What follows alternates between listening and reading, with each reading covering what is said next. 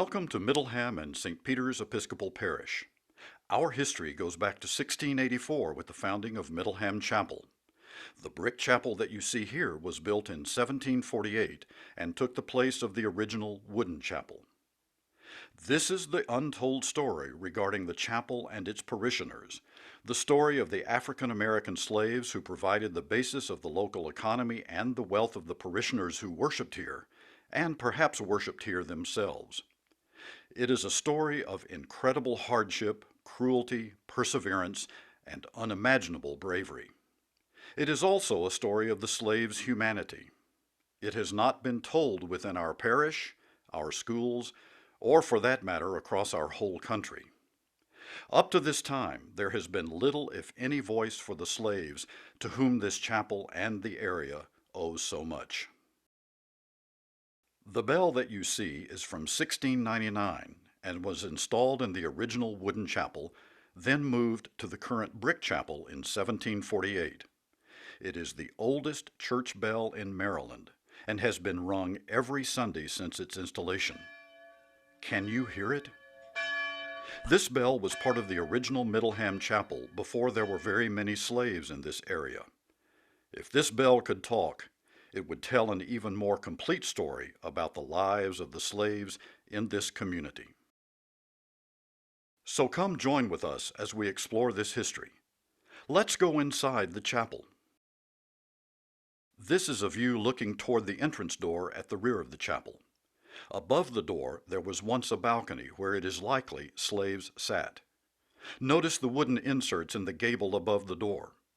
Those were used to support the balcony, and there may have been a door in the south transept used to enter the balcony. Windows in the balcony were later bricked up. Of the hundreds of slaves owned by worshipers at Middleham Chapel, it is likely that only a relatively few worshipped in the balcony, and probably only the house slaves and not the field hands.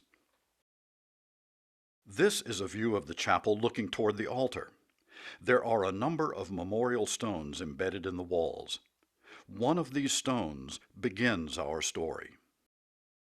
This memorial stone reads, "Here lies the body of John Cook, son of the Reverend D. George Cook, rector of this parish. He died 5th January 1759, aged 15 years, 6 months. In certain respects, our project really begins with this father, the Reverend George Cook, a slave owner who in 1763 made his last will and testament. Part of it reads, "I bequeath to my son George Cook and his heirs and assigns forever my Negro man Caesar and a mulatto named Moses." He also gave George a young girl about 14 named Mary Ann, and a boy about 7 years old named Samboy. Reverend Cook served as priest for Middleham Chapel from 1750 to 1763. His financial support and the support of the parish were provided through a tract of land called a glebe. Slaves were expected to work the land. Many priests owned slaves. Slavery was an intrinsic part of the Anglican Church and Episcopal Church right up to the time of the Civil War. The story of slavery in Calvert County and here at Middleham expands remarkably from this fragment of parish history. From the time of the first European settlement in 1635 to around 1700, there were relatively few people of color in the population. Labor, for the most part, was carried out by indentured servants. However, in order to support the rapidly expanding growing of tobacco, the slave trade began in earnest after 1700. From that time to the Revolution, nearly 100,000 African slaves were brought to Maryland and Virginia. Most all of the land around Middleham Chapel was planted with tobacco, which required extensive labor and prompted the use of slaves beginning in southern Calvert probably before 1700. According to tax records from 1782, the population of the area today called Lusby consisted of 590 whites and 642 slaves. In the period from the American Revolution to the Civil War, the number of slaves fell in Maryland as a whole, but not in Calvert County. Southern Maryland was much more like the Deep South. The economy was based on tobacco plantations with slave labor. In 1860, whites comprised only 38% of the population. It was a slave-based economy. In today's dollars, according to Christopher Haley of the Maryland Archives, Calvert's slaves in 1860 would have been valued at over $80 million. In an 1864 Maryland state referendum for a constitutional amendment to abolish slavery, Calvert County voted 634 against and only 57 for the amendment. What was life like for a slave in Calvert County? For this we have the benefit of the book 50 Years in Chains, or The Life of an American Slave, written by a slave, Charles Ball, and published in 1838. Ball grew up in Calvert County. His descriptions include the following. Slaves were kept from running away by extreme intimidation. They lived in cabins, as many as 20 in a single small cabin, but often not as family units. They had little clothing. They might receive one set of clothes a year. They had rude shoes, if any. There was often no clothing for children, no matter what the season. They received coarse food, typically cornbread and occasionally salt fish.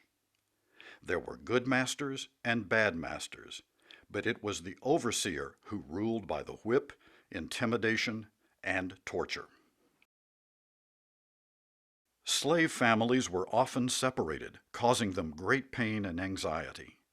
Fathers could make visits on Saturday night. Female slaves were valued more than males, as they would bear children who were slaves from birth, with the result that there were additional slaves every year or two. This was significant after the importation of slaves was banned in 1783. Sunday was a day off, but many slaves worked on Sunday to earn money. Slaves were often leased to others. Charles Ball, for example, was leased to the Navy Yard in Washington, D.C. at age 20. Slave owners would not only buy slaves, but also sell them to slave dealers, who would often take them south to sell them. Charles Ball walked from Calvert to South Carolina chained to 50 other slaves. The journey took 4 weeks, during which he constantly dreamed of escape and considered suicide. After working a full day, slaves gardened to supplement their diet. They had little meat or fat to eat, and their rigorous work required additional nutrition. As is readily apparent, the treatment of slaves was inhumane to the extreme, and most certainly counter to our Christian principles. Charles Ball was sold to a slave owner in Georgia before the War of 1812. He escaped and made his way north to Calvert County, a journey that took a year. His constant objective was to return to his family.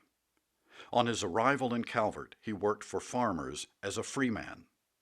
He enlisted with Joshua Barney, serving as a cook for the sailors who fought the British at St. Leonard Creek. He then fought with Barney's men at Bladensburg and Baltimore. On his return to Calvert, he lived free for years until he was caught as a fugitive slave and sold again to a Southern slave owner. Once again he escaped, but this time he could not find his family. He lived out the rest of his life in Philadelphia, where he wrote his story.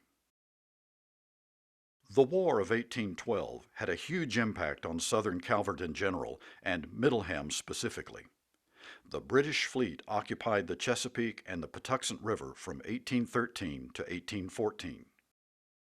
The British distributed 1,000 copies of a proclamation throughout the Calvert area, encouraging slaves to flee their owners, and flee they did. The British attacked plantations to secure food and merchandise and to liberate slaves. Slaves became free when they boarded the British ships. 4,000 to 5,000 slaves escaped in the Chesapeake region, many in Calvert, and some from their Middleham owners. The British often anchored off Drum Point, and slaves escaped to them by whatever means they could, bringing their families with them. The British occupied Tangier Island as a camp for the escaping slaves and a place to quarter and train troops. Freed slaves had choices. They could train to fight for the British, or they could emigrate to Nova Scotia, Bermuda, or the West Indies. There are accounts of slaves escaping to British ships from Middleham parishioner owners now buried in the cemetery of Middleham Chapel. These accounts are part of the State Archive Slavery Project. Here are a couple of the stories. Parishioner Susanna Rawlings owned 14 slaves. In July of 1814, 3 slaves, Menty Caden, Alexander Covington, and Peter Newlings, escaped from Ms. Rawlings to the British forces.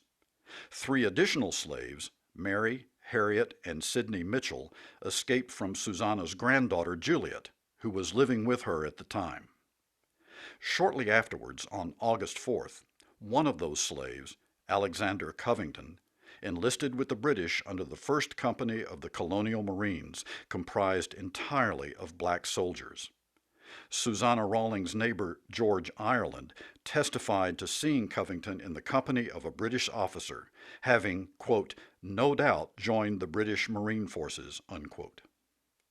Covington settled in Trinidad following the War of 1812, along with 70 other men from his company. William Dare was enslaved by parishioner John Dare. William, having read the proclamation distributed by the British, escaped to British forces and took up arms. However, he refused to leave the area until he had rescued his wife Nancy and her brother. Another Dare family slave, William Mitchell, was similarly determined not to leave without his family. The Dare family and many other Maryland slaves sailed to Halifax, Nova Scotia, following the War of 1812. Dare opened the Stag Inn, thereby becoming the town's first black owner of an inn. Now let's consider the extent of slavery around Middleham Chapel. While we generally have understood that Middleham Chapel and the area from which parishioners came included tobacco plantations, the size of the plantations is larger and the number of slaves many more than we could have imagined. Records from 1850 show that 24 slave owners buried in Middleham Cemetery and 1 buried in the Dixon Cemetery next to the church property owned a total of 458 slaves. While many owned just a few slaves, others owned large numbers. John Perrin owned 124 slaves. Alexander Somerville owned 32 slaves. Joseph Wilson owned 49 slaves. Our purpose in this narrative is to tell a part of the story of our parish that previously has not been told. We have sought to do this using facts, not conjecture. While we cannot offer indisputable documentation that Middleham Chapel was built with slave labor, there is every reason to believe that slaves helped build it. In the same manner, we cannot conclusively document that slaves are buried in our cemetery. The rude stones there are most likely slave markers, but some also could be markers for poor whites who could not afford a better gravestone. What we do know for a fact is that 458 slaves, and most likely thousands, toiled under the most inhumane conditions to support the growing of tobacco and thereby the wealth of the slave owners. Tobacco provided the funds to build the brick church. Slaves generated this wealth. Yet for the most part, they remain nameless. Through this narrative, we acknowledge their story as slaves and seek to bestow upon them the dignity they deserved but did not have in life. Further, we commit to living into our baptismal covenant of striving for justice and peace among all people, respecting the dignity of every human being, which was clearly not done in the case of the countless slaves who toiled here in the area around Middleham Chapel, the thousands in Calvert County, and the millions throughout our nation. We are truly sorry for and we humbly repent of the practice of slavery in the places where we live and worship. And we pray that the slaves who toiled here may have joy in the life everlasting that was largely denied them in their earthly life. Amen.